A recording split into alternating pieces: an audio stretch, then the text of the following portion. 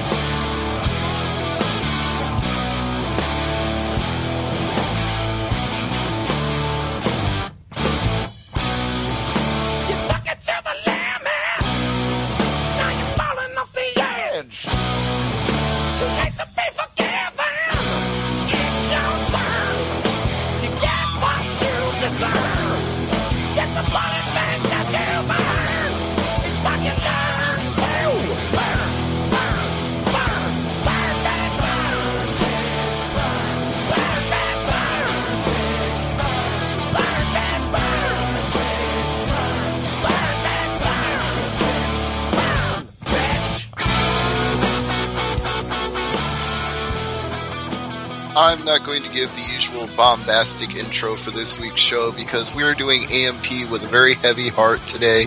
The passing of a legend in the world of professional wrestling, Dusty Rhodes, the American Dream, real name Virgil Runnels Jr., is no longer with us. And we're going to be talking about that later in the show, but we want to get things started off on a lighter note if we can, because we're going to do AMP with a special guest that's on the line right now. First, let me introduce myself and the hosts. I'm Stevie J, and co-host number one is the great Sudoku, aka Jason Harland.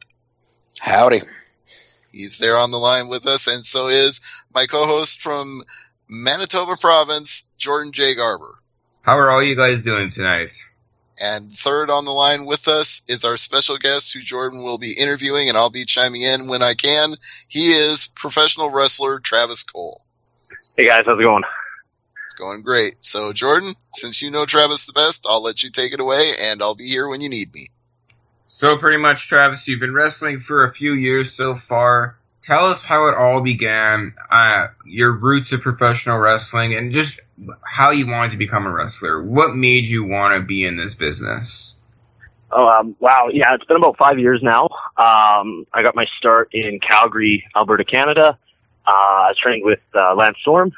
I've been a fan of wrestling my entire life, and I've always been an athlete and an entertainer. I couldn't see myself doing a 9-to-5 job. I just love the whole everything about wrestling. I love entertaining people. If I can give somebody 20 minutes of enjoyment if they, had a bad day, then that's fantastic. So, tell us, when you're going to Lance Storm's school and you walk in for the first time, what are your emotions? What are you feeling? Are you like, oh, what am I getting myself into? Or did you feel more excitement than anything walking into the doors for the first time to become a wrestler? Definitely excitement. I basically started with Lance right out of school. I took a little bit of time to save up some money so I could focus strictly on that. I didn't want to have to focus on and going to the gym and a job at the same time. So I took a little bit of time after I finished school and made a little bit of money. And I spoke to Lance and met Lance a couple times before I ended up going to the school. I went to the school and checked it out. And first day walking in, like I said, I've always been an athlete, so I was fairly confident in my abilities from the start, at least as far as I knew there was going to be a lot of conditioning and cardio involved. And so I always made it my goal to be the top guy. I think if you don't walk into that with a little bit of confidence and a little bit of confidence in wanting to be the best guy there, then you're not going to get the most out of it. So yeah, walking in, I was confident and excited and just looking forward to the future.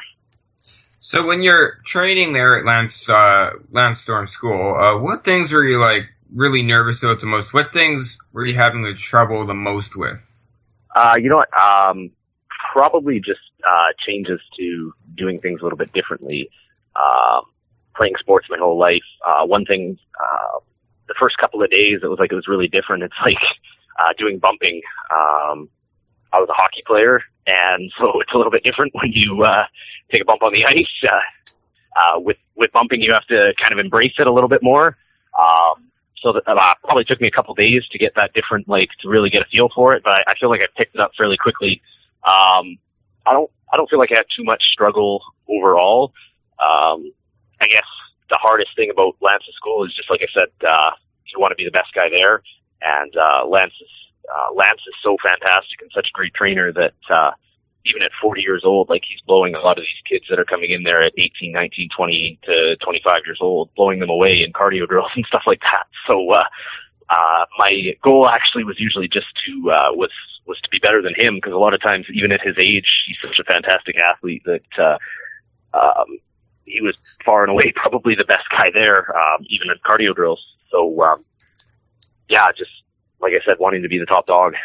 So after that, after you graduated from Lance Storm's Academy, how long did it really take you to get those bookings that you needed in the Alberta area? Like, was it difficult for you? And once you got those bookings, how did you feel about actually having your first match in front of a decent-sized crowd, or even a small crowd, but just feeling the ability to be able to perform now that you've been professionally trained? How did you feel before you're like going into your first match? Did you feel nervous, or were you just wanted to get it done? You know what? It was kind of little.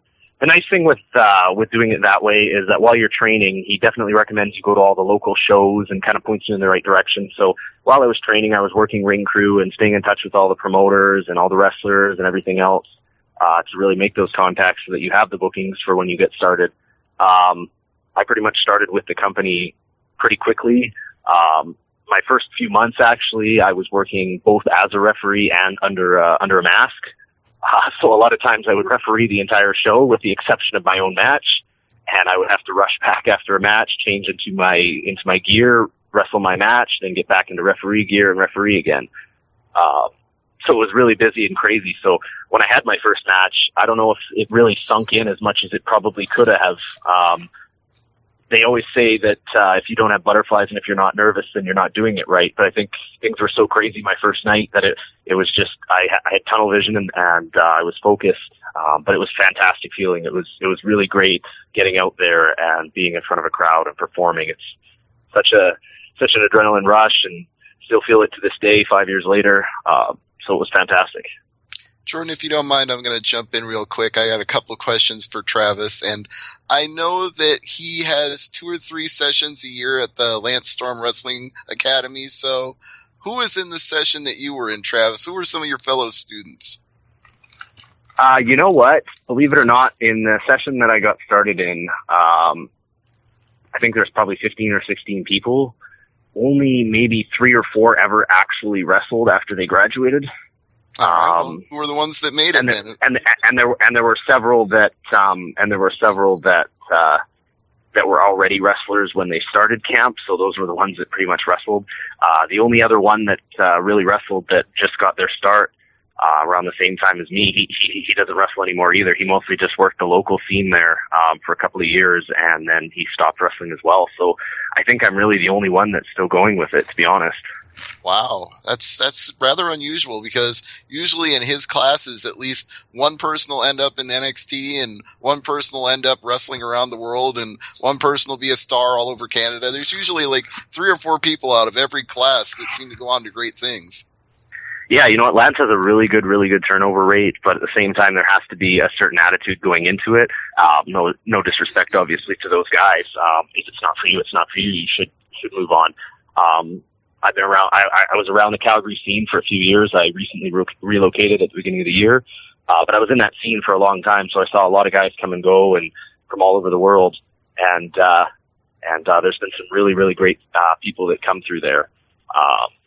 So it really comes down to having to have that right attitude of really wanting to hustle. It's not an easy job. It's hard on the body. You're traveling a lot, and a lot of people quickly realize that it's not for them, and that's fine. But the ones that do generally are very successful because of how great of a trainer he is, and he has kind of gives you all the tools to get yourself started. But once you're on your own, you're on your own. You know what I mean? Oh, absolutely. Yeah. We've had Lance on the show before and talked to him about it. And he's very clear on that. You know, you're making a commitment, you know, not just for the people who are coming locally, because they already know. And of course, people have seen him on TV for years. But if you're traveling like halfway around the world, like if you're coming from the UK or Australia to come to Calgary, you better be taking it seriously by the time you get there, because he's going to make sure you're taking it seriously if you weren't already. Yeah, you know what? I saw guys that did come from all over the world, and they didn't take it. There were some guys that didn't take it seriously. They would miss classes, or they'd say that they were hurt, or whatever the case may be, and I never quite understood it.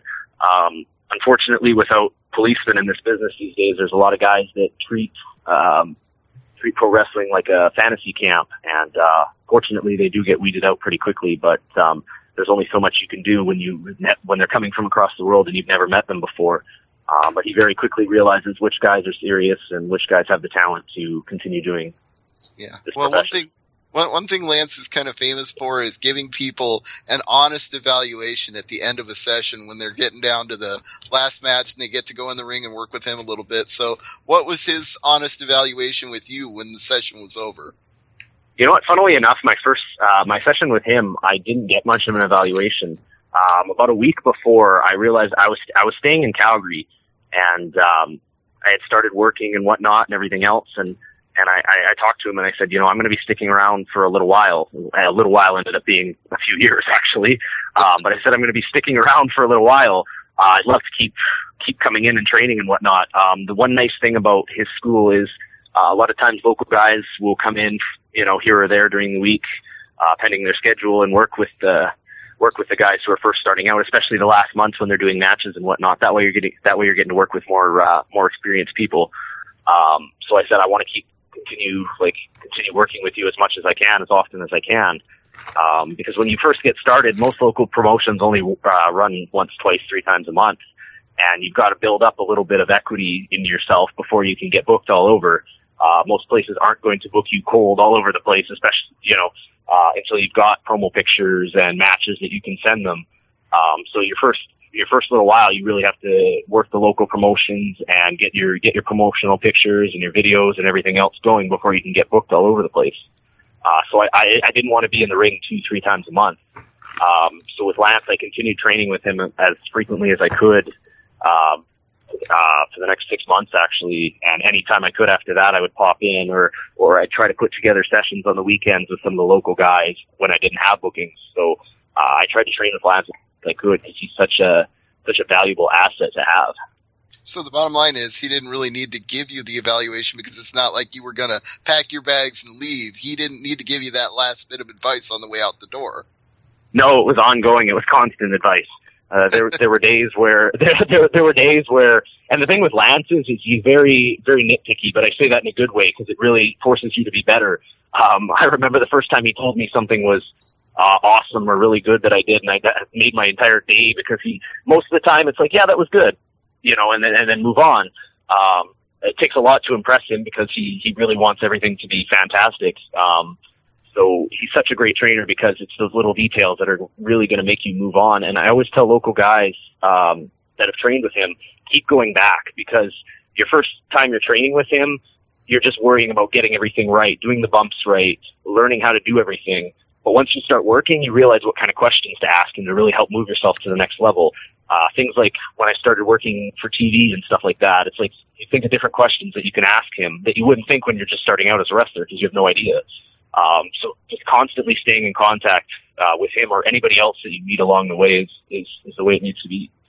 All right, well, before I kick it back to Jordan, or if Jason has some questions, he can chime in too. But one more thing I'll ask you before I go back to either of them is, do you find that having that attitude, that being scrutinized to that degree, that it rubbed off on you, and now when you're working with somebody who's a little green, that you start giving them notes and pointers as well? Absolutely. I mean, I always tell guys right away, like, we're all still learning. I constantly get feedback and try to learn from new people and everything else. But if somebody asks me my advice, I'll give it to them as well. I always preface with there's 1,000 ways to do things. What I tell you is what someone's told me. If you want to try it. If it works for you, great. If it doesn't. I'm not going to be offended. But absolutely, if anyone ever asks me my advice, I'll give it. But I have no, but I always make sure to ask anyone you can, ask everyone, because everyone's going to have a different opinion. Everyone will learn from different people. I've been fortunate to travel all over Canada and the United States. I learn from different people, different major names in this sport. So if I give you a piece of advice that's been given to me, then great. And if it works for you, awesome. If it doesn't, well, ask somebody else and maybe they'll give you a good piece of advice. All right. That's a great note for me to end it on. Jordan, back to you. So you started out wrestling on the Alberta circuit, and then you're obviously transferred back to Manitoba in Western Canada. But wrestling in Alberta for those first two matches, how was that experience? Wrestling, I believe it was for RCW, which is Real Canadian Wrestling, and actually, I got my start with PWA. PWA. Yeah, and then I recently had started working with RCW. Don't have anything coming up with them anytime soon.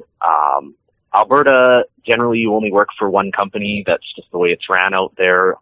The promoters out there don't like you working for other companies. So, generally speaking, you only work for one company out there.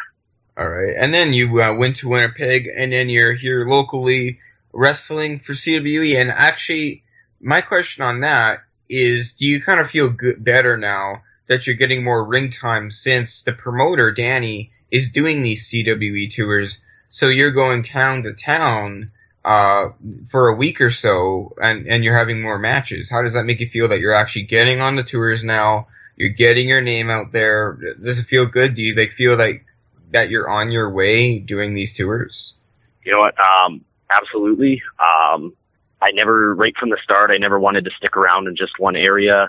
I started branching out. I did a little bit of work in BC, a bit of work in Saskatchewan, a little bit of work in Manitoba. I reached out to Danny. He gave me a shot, brought me in. I came in at a 40th time when I was still fairly green a few years ago, and he gave me an opportunity and a shot, and I've been working with them ever since, on and off, depending on availability for the tours. The company's gotten bigger and bigger. They're running more frequent tours, bringing in international talents from all over the place. It's just been really exploding. I spoke to Danny, and I have become friends over the last couple of years, and I spoke to him last year sometime, and he's been trying to convince me for a few months. He said, you should relocate, man. And I considered a few different places, and I was just talking to him, and I realized that this was the place I needed to be. So now I'm working all the regular CWE dates. I'm working in Saskatchewan still. I'm working in Alberta. I'm working in the States. I'm getting my face all over the place. And so it's fantastic. There's so many guys out here that want to travel and better themselves, which is fantastic. Guys like Danny Duggan, Tyler Colton, Tommy Lee Curtis, and so on. Guys like that are traveling all over the States every weekend. We're keeping ourselves busy, getting our faces out there. So it's fantastic. Moving out to Central Canada is probably the best decision I ever made, to be honest. Perfect stuff. So I think, unless you have any other questions, Jason or Steve, I think that would wrap it up. Is there any plugs you want to... I do have a couple more questions, if that's okay. Yeah, go ahead, man. Travis, you mentioned that you've been all over Canada and all over America. So where is the furthest you've traveled for a wrestling show? What's the farthest gig you've taken? Well, funnily enough, actually, I just came back 2 days ago from a trip. We drove about 35 hours. We did Las Vegas. We did Sacramento, Northern California. It was about 35 hours drive out there, 35 hours back. We were out there for about 8-9 days. Worked for a couple different promotions out there. We went down and trained with D'Lo Brown's school, nice. Which was really fantastic. There were some really good guys down there. They've got a former UFC champion training with them, Phil Baroni. Got to get in the ring and mix it up with him a little bit. He's going to be one to watch. Keep an eye on. So does that mean you worked the FSW taping then in Vegas? I did not work that taping. However, I am in talks. I am in talks to work with a company out in Vegas very soon. I can't really announce what it is yet, but they definitely are interested in bringing us in for regular TV tapings. So hopefully I'll be out there frequently, often. Other than that, I've worked down in the Carolinas. I've been out east to Philadelphia. I've been all over the place. I regularly work in North Dakota and Minnesota. So just keep myself as busy as possible, man. All right. Well, my last question then, before Jordan wraps it up, would be, who's the best opponent you've gotten in the ring and mix it up with? Who's your favorite match been with? Wow, that's actually a really difficult question. Probably gonna have to be biased because he's become one of my really good friends. But Hotshot Danny Duggan is probably one of my favorite people to wrestle. Done a lot of matches with him recently. We had a really fantastic match about a few months ago. It was 30 minutes long.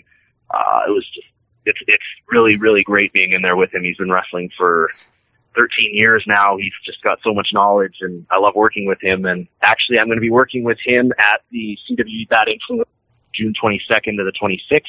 I'm going to be working a tag team match with my partner Brett Morgan against him and former WWE superstar Justin Gabriel. Nice. Well, that's the only other thing I was going to say was get in plugs for your upcoming dates, but I'm sure Jordan was going to do that as well. All right, perfect. All right. Jordan, you want to wrap it up then? Anything else you got? Yeah, pretty much. Any plugs you want to share with us so you can continue to spread the name Travis Cole? Yeah, absolutely. I've got a really busy month. Like I said, I just came back, but I'm headed off to Chicago next week. And then right after that, June 22nd to 26th, I'm on tour with CWE Wrestling across Saskatchewan and Manitoba. That's a Fear Factor tour featuring Justin Gabriel and Michael Elgin. My July, my August, my September, everything's filling up really quickly. So if you'd like to get a hold of me, I can be reached for bookings at thetraviscole@gmail.com. You can also follow me on Facebook, Twitter, and Instagram at thetraviscole. It's all universal, makes it easy for everybody. Awesome stuff. Thank you so much for being on tonight. We really appreciate it. Yeah, thanks for having me, guys. Yeah, it's a very somber day to have you on, but we appreciate it. And if you got anything, parting words you want to say before we let you go about the passing of Dusty Rhodes, go ahead. Yeah, you know what? Last time I saw Dusty was last July in North Carolina. He took some time to give me some really great advice on promo work, which he didn't have to do at all. He wasn't being paid to do it. He was just on vacation and happened to be was working at a fan fest that I have working a show at. And he took some time to give me some advice, and just a really, really great person from my few times with him. And from everything I've heard, he's just left such a lasting impression on the industry. So it's definitely a sad day. Wish his family all the best wishes in the world. But Dusty Rhodes was a fantastic man, and the wrestling world will miss him. Indeed he was, and we're going to talk some more about him after this interview. So again, Travis, thank you for joining us today. It was great to talk to you, and hopefully we'll get in touch with you again in the future. Thank you, guys. I will talk to you again soon. All right, take care. Have a good one. Sure. All right, that was Travis Cole right here on Thursday Night AMP, and you can follow him on Twitter at @TheTravisCole. So that's how you can keep up with all his upcoming independent dates and all the things he's going to be doing, all the places he's going to be working. He mentioned being in talks with a group in Las Vegas about TV tapings. I didn't want to say it on the air, but I think I probably know who that is. So I'll just keep that under my hat for now, because I can think of at least 2 different people other than future stars of wrestling that tape their product in Las Vegas. I'll just leave it at that. You can do the legwork. If you go out there and Google, you'll probably figure it out too. But Jordan, great interview. Thanks for booking Travis tonight. No problem. I took a look at Travis Cole. I've been to a few shows, watched him wrestle. Great competitor, and he's a very humble individual. And I see a lot of big things coming up from. A lot of big things coming up for Travis Cole, indeed. He has a bright future ahead of him. If there's any day you don't have to apologize for being discombobulated, today is that day. It's hit us all pretty hard. And I want to start with Jason. He's been mummed during this whole Travis Cole interview, so maybe he's had time to collect his thoughts more than the rest of us have. The passing of Dusty Rhodes, how are you feeling about it right now? Just kind of, I guess, looking back in retrospect, and the things that stand out in my mind with Dusty Rhodes, the American Dream, first and foremost, was, what came to my mind was the 1980s, back when WCW and NWA were one and the same, and the World War III just matches where he was kind of I don't really want to say babyface. He was kind of the anti-heel. He was the heel's heel. He was the foil to the Four Horsemen. It was always, Team Dusty Rhodes against the Four Horsemen, be it with the Road Warriors if they happened to be in NWA that particular week, or Nikita Koloff or Magnum TA before he got injured. But he always seemed to be the one that was leading the charge against the Four Horsemen. That immediately came to my mind. That's the first thing that I think of when I think of Dusty Rhodes. And the second thing that I thought of, and just thinking back on it now, happened in 2000. 2003, and I'm going, oh my God, this was 12 years ago. But it was again another NWA thing, this time with NWA TNA, where the second time he comes on the show, he cuts this promo on Vince Russo, just telling him how wrong it is. The marquee on the building says professional wrestling. It doesn't say a midget beating off in a garbage can. And those were the two biggest Dusty moments that stuck out in my head. I'm trying to keep it light and, trying to remember, the man's body of work and what he embodied, and just, trying to, just not trying to be overcome with sadness about it, and just remember what I remember Dusty Rhodes for. And those two things are kind of what epitomize the American Dream to me. Well, yeah, I think you hit on two very good ones, and I want to expound upon the first one a little bit, because as far back as I can recall, the term horseman beatdown has been synonymous with a group of heels beating up on a babyface. And that is all because of Dusty Rhodes, because the Four Horsemen would over and over again try to beat him down, try to destroy him, would do these evil, despicable things to him, and he would always bounce back from it. He was always resilient. He was always fired up whenever he got a chance to return and cut a promo on them. And he'd talk about, you put me through hard times, Daddy, just like people in America, they're going through hard times. And that was the thing that was great about Dusty, and that's why I love hearing that Travis Cole actually got advice from him about promos, because the one thing Dusty could do almost better than anybody else in this business was cut a promo on a group of heels and get himself over to a crowd. He was amazing at that, and I'm sure Jordan would agree. Dusty Rhodes was one of the most entertaining guys I've ever watched in wrestling, and I didn't watch a lot of his old matches, but I watched some. Those were extremely entertaining, and seeing even some of the current stuff that I've seen of the past, 2007 to 2015, when he was on WWE occasionally, he still had it, man. This guy was an amazing commentator, an amazing wrestler, an amazing guy at promos. This is a huge loss to the wrestling business, and he will forever be missed. There's so many things in wrestling that are synonymous with the business today because of him.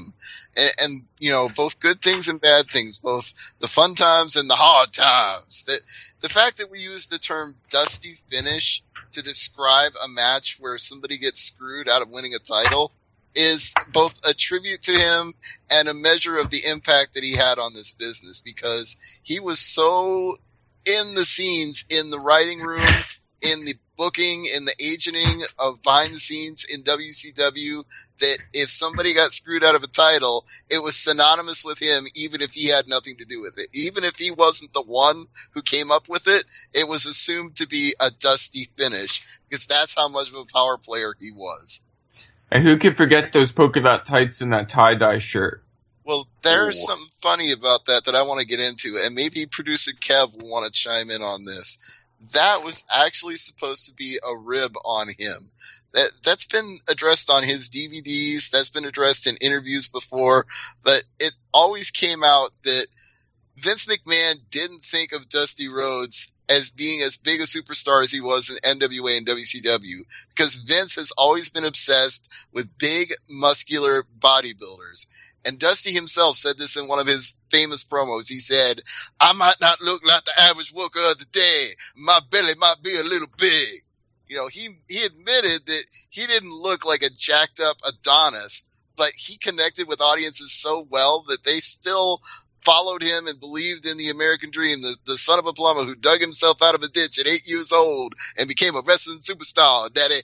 So Vince, when Dusty Rhodes came into WWF, was like, well, this guy is a joke, so we're going to put him in polka dots and see if we can expose him to the world for the charlatan that we think he is, because he's not a muscular guy like Hulk Hogan or Brutus Beefcake or any of the other guys that were their top stars at the time.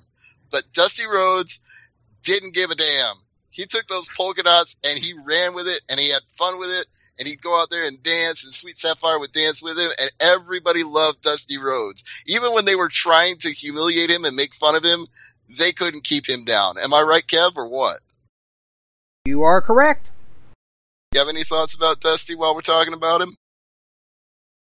He used to sleep in back alleys eating pork and beans, but now he's whining and dining with the King of Kings. Rest in peace, my friend. I don't think I could say that better. Oh, this is a somber day, but there's so many good things about him that we can just cherish that. Thankfully, because he wrestled in the modern era, that there's no shortage of interviews, wrestling matches. WWE Network is really a godsend on days like today because they have so much in the archives that you can just type in Dusty Rhodes and pull up a ton of stuff. And if that's not enough to satisfy you, just go to YouTube and type in Dusty Rhodes and you can pull up a ton of stuff. There is incredible amounts of footage. And that 3-disc DVD set that WWE released for him was spot on. I mean, we can criticize WWE for a lot of things, but when they do the career retrospective sets, like the definitive Ric Flair anthology, that was all his greatest stuff. And when they did the 3-disc Dusty Rhodes set, there was so much good stuff in there. It's just, go out of your way to find it or watch stuff on the network. You will not be disappointed. Indeed. All right. Well, I suppose we should try to take it away from such a somber topic and bring it to a more upbeat note if we can. Let's talk about Money in the Bank. I don't know if I'm super excited about it right now because I've been through a lot of tragedy this week. This is the second person that I've cared about and been entertained by who's passed away. For some people, it's been 3 since Christopher Lee also passed away today. So it's a lot going on in the world right now and a lot of problems and a lot of sadness, but maybe we can get some entertainment out of Money in the Bank on Sunday. What do you think, Jordan? I am down to talk Money in the Bank, try to turn the bad vibes into the good vibes, and I'm ready to talk Money in the Bank, and I'm ready to go. All right, Jason, you ready to chime in on Money in the Bank as well? I'm ready to roundtable. All right, well, let's start it off with the main event. A rematch between sorry. This is how discombobulated I am today. I almost said Randy Orton instead of Seth Rollins. My brain is so fried right now. Seth Rollins and Dean Ambrose in a rematch at Money in the Bank. Predictions, gentlemen? Jason, we'll let you start. It's a tough one to call here. I think Seth Rollins will hold on to his championship here. Maybe some chicanery, maybe some shenanigans, but I see him holding on to his championship here. You don't think the fact that it's a ladder match doesn't favor Dean Ambrose just a little bit? Perhaps a little bit. I just don't have that feel that Ambrose is going to go over. I just can't smell that in the air. Well, Jordan, what do you think? Well, we look at Seth Rollins and Dean Ambrose, and I've been saying this show and show again. Seth Rollins is probably going to hold the title until SummerSlam. I don't see Dean Ambrose winning it at Money in the Bank. Like I said before, this isn't a major pay-per-view. The match that people need to keep eyes on is the Money in the Bank match. And this match, Seth Rollins will retain this belt indeed. All right. Well, it looks like the odds makers agree with you both because I just checked while Jordan was talking, and Seth Rollins is a heavy favorite. People always ask me, why are there odds on professional wrestling? It's fixed.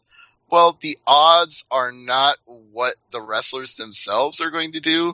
The odds are what the writers are going to do. And as Jordan just explained, he's been saying all along that Seth Rollins is probably holding this title until at least SummerSlam. And that's when you think about it from the writer's point of view. Like, we have a story to tell. We have Brock Lesnar coming back for revenge. If we pull the trigger on somebody else getting the title, we can't tell that story. So the odds reflect the fact that he's going to keep it until Brock Lesnar comes back. Well, think about it this way. If Dean Ambrose wins the title and Brock Lesnar comes back just to attack Rollins, would it make more sense for Brock Lesnar to come back and attack Rollins while he has the title? Wouldn't it make the feud have more sense? Because there will be a feud. Brock Lesnar is going to come back, win, probably SummerSlam, but we all don't exactly know. But I kind of picture Brock Lesnar comes back. I want to see the title on Rollins. It makes sense. That's why I'm saying Rollins is going to win this match. Hope you're keeping track of this because I was really good at the prediction games before. Yeah, you've been winning the prediction games, and I'm sure you're probably going to come out on top too, unless we agree on every single match. But somebody listening right now can keep score for us and find out who comes out on top at the end. Whoever wins gets double bubble. Yeah, or maybe some of that cereal you've been eating. That was before the show. We could still hear something. When I was talking to Travis Cole, we could still hear something in the background. That was the blinds. I was actually pulling down my blinds. All right. It wasn't food then. But either way, I'm not going to sit there. Remember the meat chip episode, guys? You guys can go back and listen to the Extreme Rules prediction. That's an Angry Marks classic. I was eating these meat chips. And, yeah, it's a long story. Yeah, leave the chewing gum, leave the chips alone. We'll just stick to doing the show, and you can get your snack on afterwards. But let's talk about another match from this card. And we're going to go from the highs of the high to the lows of the low, because we already talked about the world title match. Now we're going to talk about the Divas title match, Nikki Bella versus Paige. Jordan, take it away. Nikki Bella goes one-on-one with Paige for the Divas Championship. I'm going to say, I'm going to do my long shot pick of the day, and I'm going to say Paige is going to win the title back at Money in the Bank. It may not be as much of a long shot as you think. The odds makers have this as close to being even as any match on this card. I'm looking at it right now, and it's almost a coin flip. Now, this could change on Sunday when the quote-unquote smart money comes in, which means that the people who work at WWE are placing their own bets because they're pretty sure that the finishes aren't going to change. So, Jason, what are your thoughts on this match? Oh, boy, a Divas match. If I have to pick, I'm going to say Nikki Bella. We may get another Brie Bella switch in there. She's the champion. She could do something underhanded and get disqualified or something to retain the title. But, yeah, as little as I care, I'm just going to say Nikki Bella just to throw a name out there.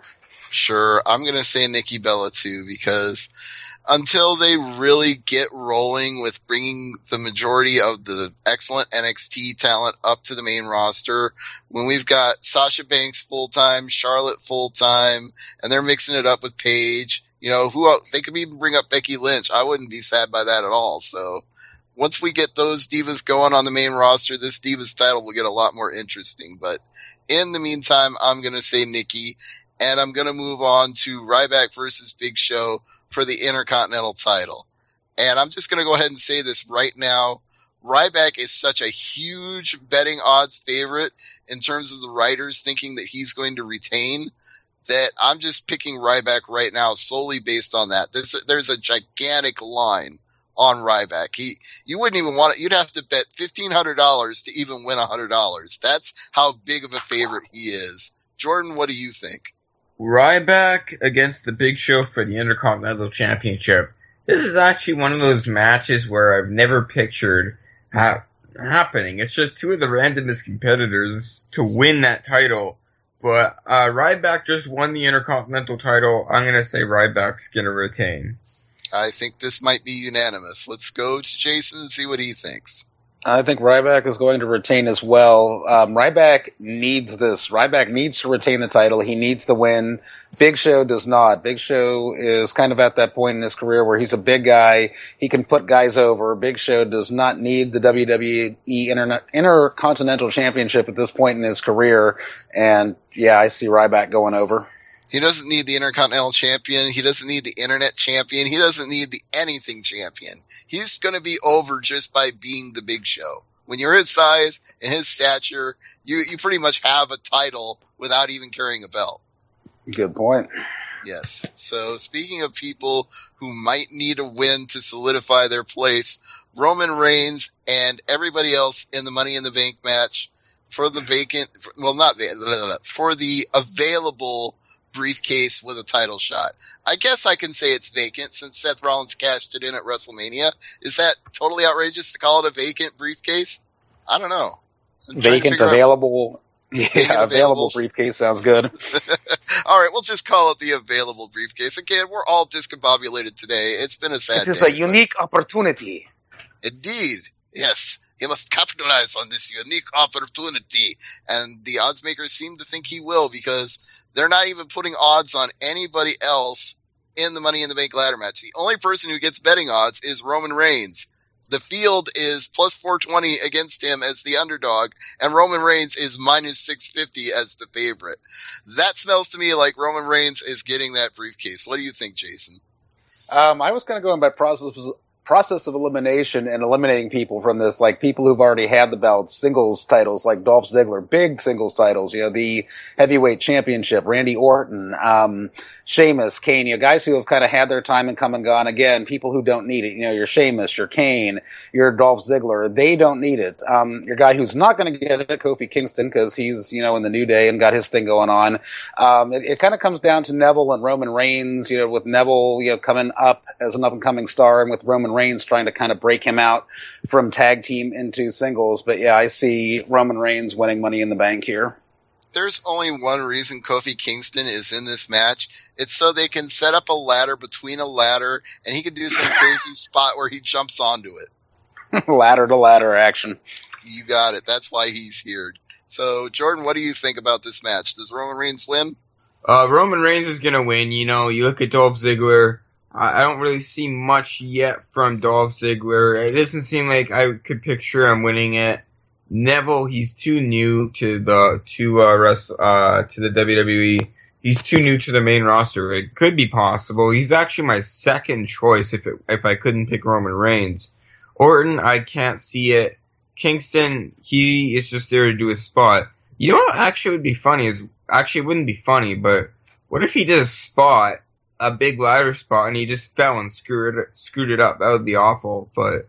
What, you mean like if he jumped off a ladder and accidentally grabbed the briefcase as he was flying into somebody? Yeah, what if he actually jumped off the ladder and grabbed the briefcase and the match was over and then he wins? Then he's your new champion by accident. That would be hilarious. You said it wouldn't be funny, but if Kofi Kingston ended up with that by accident, or say somebody knocks the briefcase back and forth, they've usually got it pretty well secured so it doesn't come down unless it's been uncinched. But let's say somebody gets it swinging and it falls off and it just falls right into his hands. I would laugh so hard at Kofi Kingston having the Money in the Bank briefcase. Not because he's a joke, but just because it would screw up all their plans. I think that would be great. Would screw up everything. But my prediction for this match, indeed, is Roman Reigns. Sheamus, I can't see. Actually, Sheamus might be a top pick, too.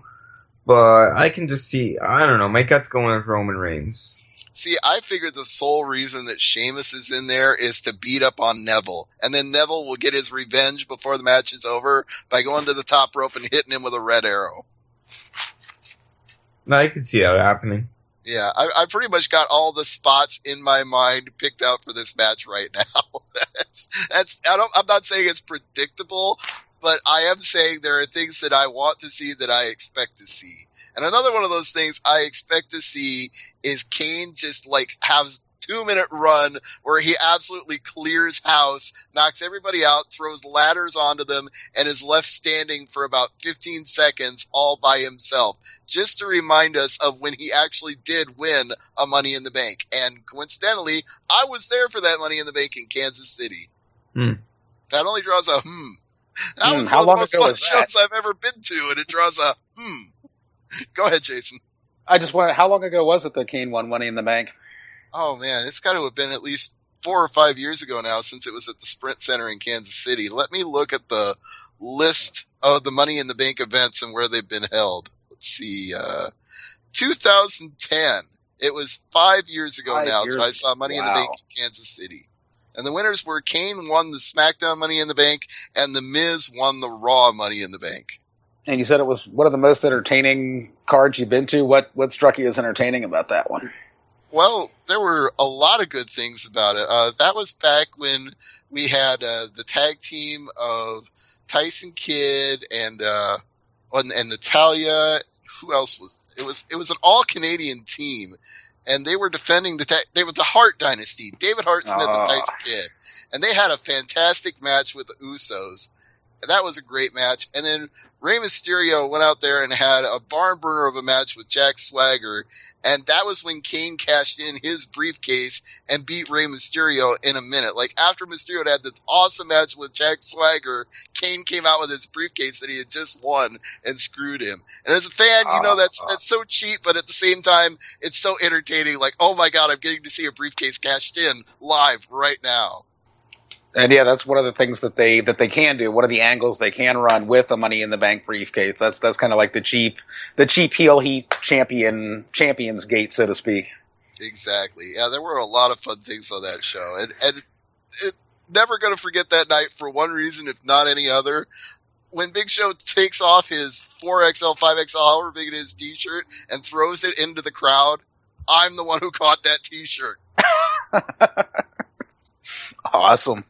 Yeah, so that was one heck of a night. Money in the Bank is a good show to go to if you're a fan, because they always have a lot of insane action with that ladder match, and then they usually bolster it with really good stuff around it. So it's not a show to complain about in most cases. Unless, of course, you're watching Nikki Bella and Paige, and then you can only get excited about Paige. But we did mention that Kofi Kingston was in the ladder match, and that means that probably out of the three Freebird's rule applies here. You have to assume that it's going to be Big E and Xavier Woods defending against the primetime players. Jason, what are your thoughts on that? Beat me to the punch on that. Yeah, I was going to mention that too, that we got a tag team, the New Day, that's wrestling under Freebird rules there. You know, any of the two of the three can defend it. But yeah, it probably will be Big E and Xavier Woods versus the primetime players. It's going to be a great match.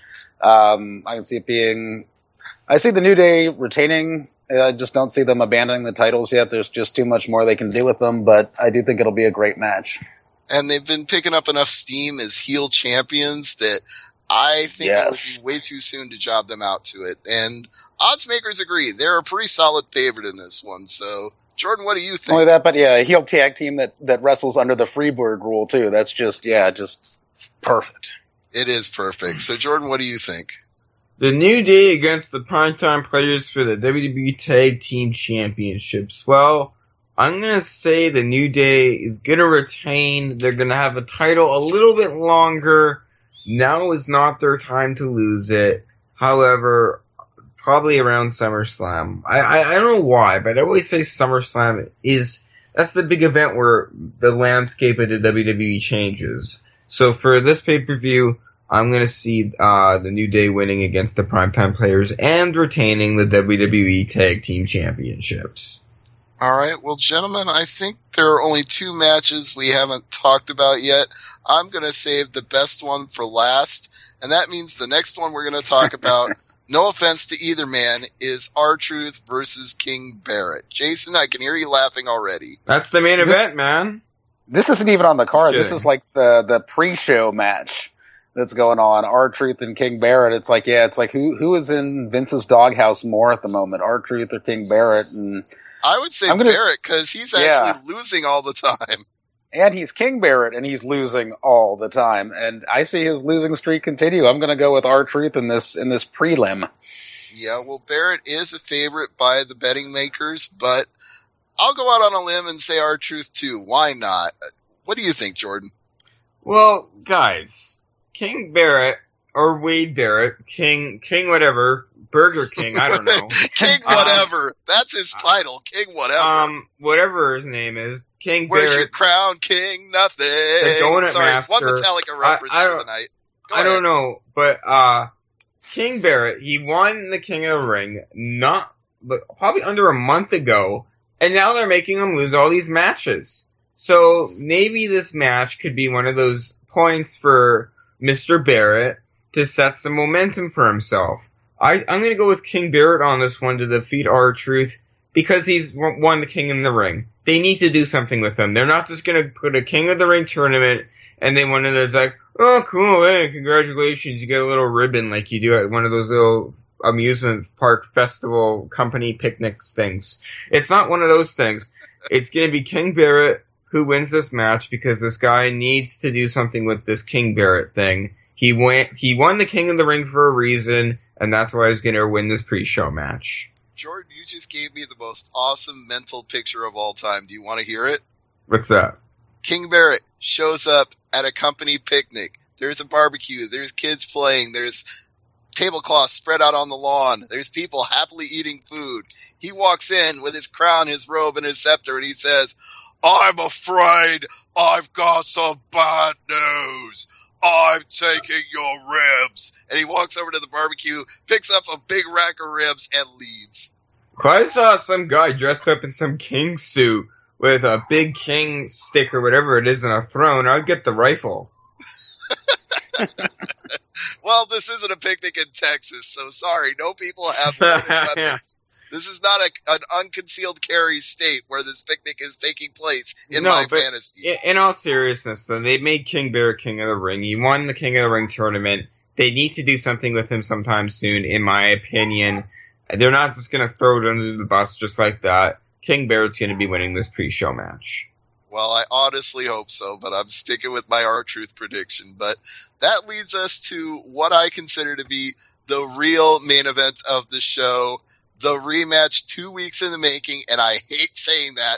This should have been built up over months, maybe even half a year, but it's happening 2 weeks later. John Cena and Kevin Owens for the second time.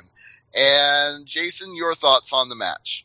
Sure, and you're saying, it is kind of a quick payoff, but maybe perhaps this isn't the payoff. It could just be the beginning of a long, ongoing feud here. Kind of like the same rationale I have for the Ryback versus Big Show. This is neither title is on the line. This is just a singles match, just a plain singles match. Kevin Owens needs this victory. John Cena, because he is John Cena, is over. He does not need this victory. He does not need any titles. He is John Cena. The kids are going to buy his merch, and little Jimmy's going to be buying the Cena dolls. But yeah, Kevin Owens would benefit from this win. Kevin Owens needs this win, and Kevin Owens getting this win would help set up a longer feud down the road with Cena that they could set up a slower burn for, and maybe do it, I don't know, at SummerSlam, King of the Ring, whenever they want to do it, but just, spread that out. But have Owens go over now and then just kind of have the two trash talk each other, but not get in the ring with each other for a long time. But yeah, I think Owens is going over here.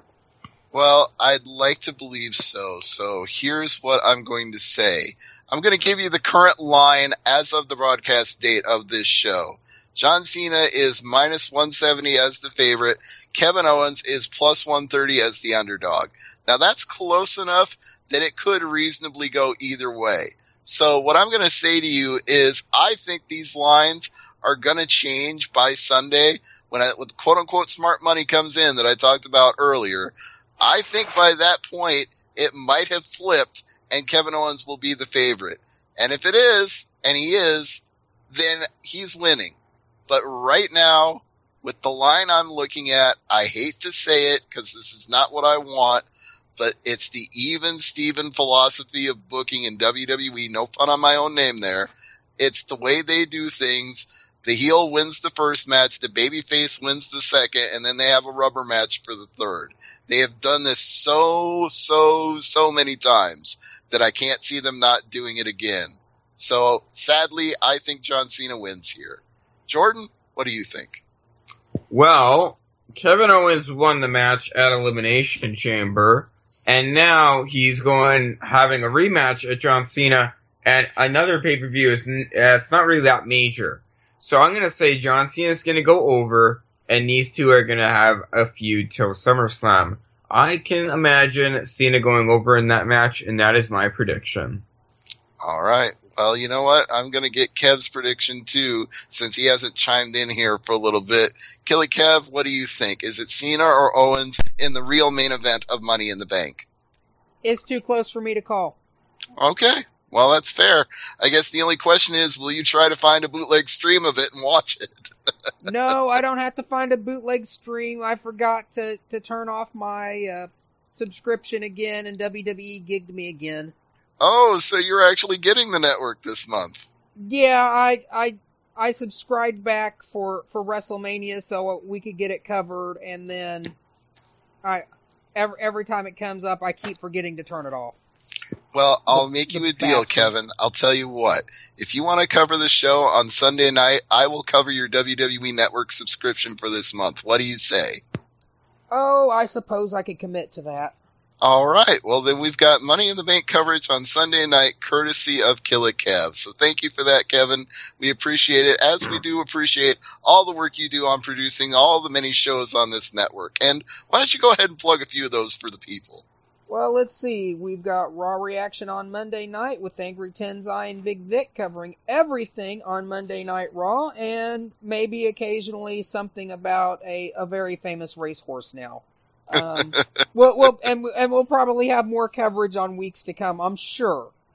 Tuesday night, of course, is the Undisputed Wrestling Show with Rick Craig, Zane Paisley, and the NWA Continental Champion, Will Huckabee, interviewing lots of great people, legends, and up-and-comers in the world of professional wrestling. Wednesday night, of course, we have Glove Up or Shut Up with Peter H. and Stevie J, covering everything possible in mixed martial arts until, of course, late Wednesday night. We get 3,000 breaking news events that we couldn't cover because we didn't even know they were happening. And then, of course, we have Thursday night AMP. We have the Impact Implosion with Mike Poulin and Seth Draken covering everything in TNA wrestling except for this week because it's already been decided that TNA has been such a debacle for the last week. We're not even going to try to look at what's happening with Destination X this week. Matter of fact, even tried to get Rob the Mini to watch it, and after 30 minutes he just completely gave up. He's like, I can't figure this shit out. None of it makes sense. I am done. So we may actually end up, completely skipping a whole week of TNA coverage there. But most of the time, we've got it covered for you. Friday nights, of course, we've got the wrestling show with the with the Ed You mean guy. Over the Top Radio with Ed in San Antonio, Craig and Contreras. Yeah, and with the Contreras guy and the Bong. Yes, that's not a mistake. If you hear something bubbling in the background during the intro music, Ed is actually hitting the bong as the show starts. He does that all the time. We're not kidding. You'll hear it live. No, we're just kidding. He's not doing anything illegal like that. He's boiling chitlins. Sure, he's boiling chitlins. Okay. He eats that stuff up all day long. Like I said earlier in this show when I vaguely referenced tapings in Las Vegas, you can Google it and you can draw your own conclusions, but I don't think it's chitlins. And on that note, Jason, you're not cooking chitlins. What do you got cooking up for us? What have I got cooking up on my cooking blog from veggiebending.blogspot.com?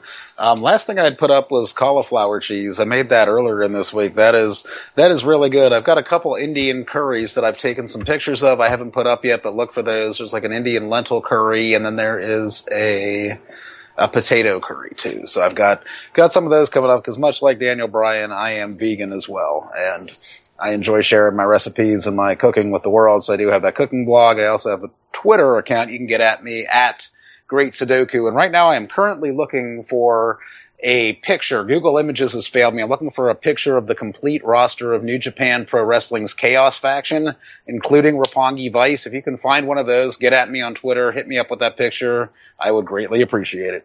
Yes, follow Great Sudoku and get him that picture. And before I go to Jordan for his cheap plugs, I got a question. How spicy are your Indian curries? Because I'm a big fan of the curries.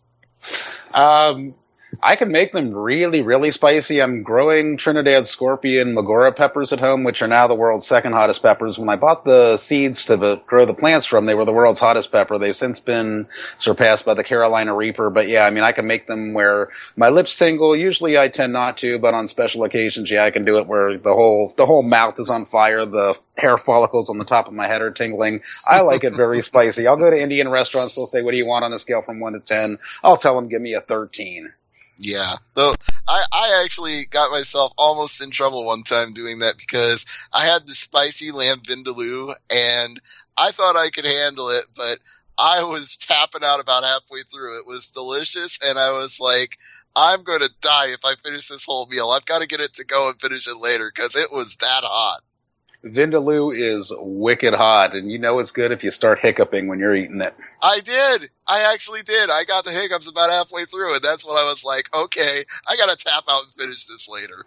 You know that's what? when you know it's hot. Perhaps Jason should change his handle from the Great Sudoku to the Curry Man.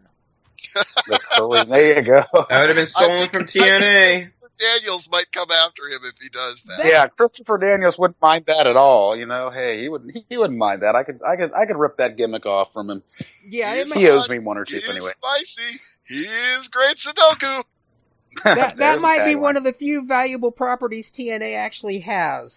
Oh, you know what? I'd say burn, but we're talking about curry, so that's not even a burn at all. Not a burn you want to be having. No. Okay, Jordan, time for your cheap plugs. Go ahead. What do you got to sell? I got lots coming up, so just keep posted on my Facebook, facebook.com/JGarber1. And, of course, follow me on Twitter. You guys know I love my Twitter. Follow me on Twitter at Jordan J. Garber. All right. Everybody follow him at Jordan J. Garber. Follow me at AngryMarks. Follow Great Sudoku. Follow Camnet. Fork producer Killicab. And that's our lineup for AMP tonight, along with our special guest Travis Cole at the Travis Cole. I'm glad we were able to bring this to a lighthearted note to close the show. I feel a lot better now. So thanks, guys. I appreciate you being here with me and getting me through these hard times. It's Thursday night AMP, and we'll see you again next week.